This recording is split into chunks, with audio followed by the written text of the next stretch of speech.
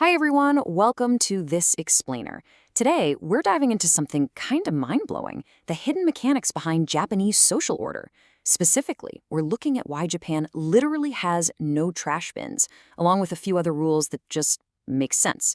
We're going to explore some incredibly logical, yet completely surprising rules that might seem totally foreign to us on the outside, but actually represent this perfectly tuned, well-oiled machine of a society. Okay, let's dive into this. Clean but no bins? It's the ultimate paradox, right? It completely defies our standard, everyday urban common sense. Think about how we usually design our cities. If a municipality wants to keep its streets clean, well, it provides a designated place to put the mess. It's a totally straight line of logic. You expect to see municipal workers, garbage bags, and these heavy steel receptacles every few feet. But today, we're looking at a society that has actively removed that expected physical solution and somehow, miraculously, achieved a dramatically better result. So, moving to Section 1, clean streets, no bins. You know, every single major urban center around the globe faces the exact same universal problem: urban waste. You've got thousands or even millions of people moving around, consuming things, and basically just generating trash. Normally, the way a city tackles this is by deploying literal fleets of garbage trucks and bolting these massive steel bins to every single corner. But imagine a perfectly clean, incredibly busy street in Shibuya. It's literally one of the most crowded, high-traffic intersections in the entire world. Picture this absolute sea of humanity moving in every possible direction at once.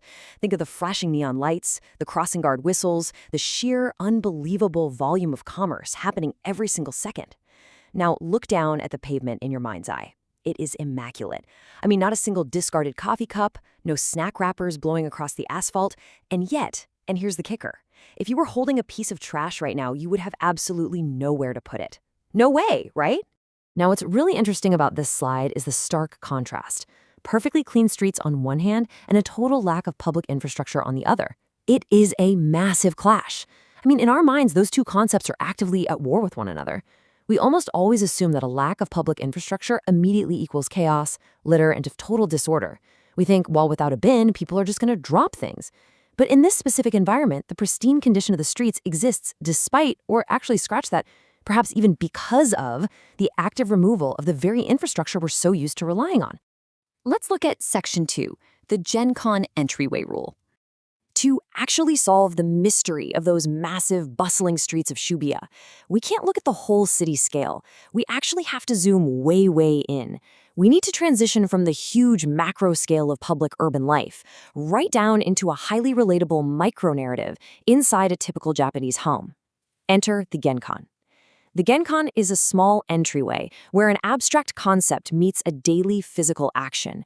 It's usually the slightly lowered space right inside the front door.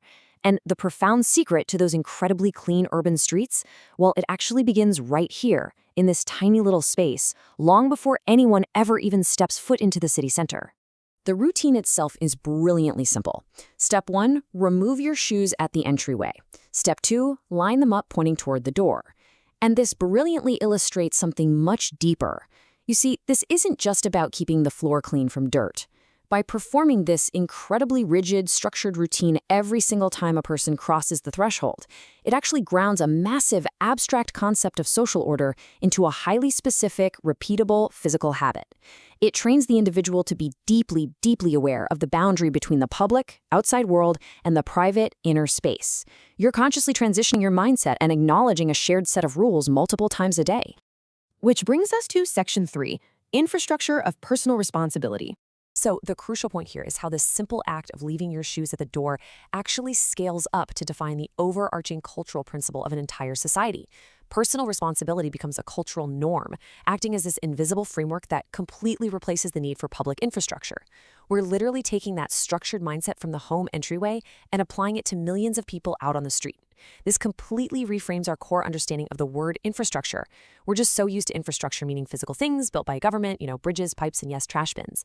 But here, the infrastructure isn't made of steel or concrete at all.